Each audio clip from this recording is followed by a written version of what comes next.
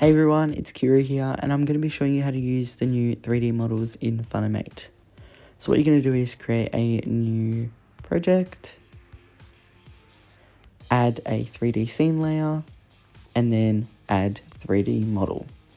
So basically Funimate has a mode where you can import your own OBJs from online, or you can use ready-made Funimate ones, which include arcade, bed, book, castle, city, door, Earth, grass, house, Jupiter, lamp, Mars, newspaper, Saturn, table, tower, tree, and UFO.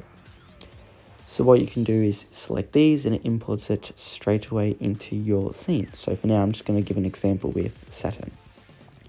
So similar to normal 3D shapes, you can transform these with positions, scale, rotation, opacity, you can add motion blur, and you can also anchor.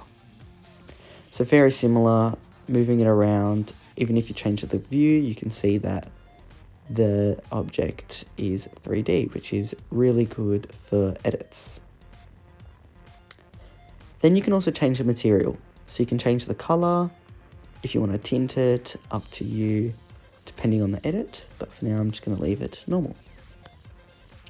So that is how you import 3D models that are ready made on Funimate. Now I'm going to be showing you how to import your own. So before you select that, what you're going to do is go to a web browser and search. I'm going to search for a picture frame. So what you can do is search any 3D object you like and try and find one. So now Funimate only accepts OBJ or zip files, so I'm going to explain what that is. So an OBJ is an object file, where a zip file is basically a group file with more than one file in it. So I'm going to click Format and select OBJ. And then I don't want to spend any money, so I'm going to select free. Now what I'm going to do is scroll until I find one that I like, which will be this one. Select it, download. So now it's going to take you to a screen full of downloads, and you're going to zoom in, press show all, and then you can see the obj.zip. So zip meaning that the materials have been added already. If it ended in .obj, that would have meant it was just the object and the coloring won't be on there. So I'm going to click it, and then you're going to press download, but I've already downloaded it, so I'm just going to leave it for now. Okay, now I'm going to go back into the Funimate app, import OBJ, and then import it.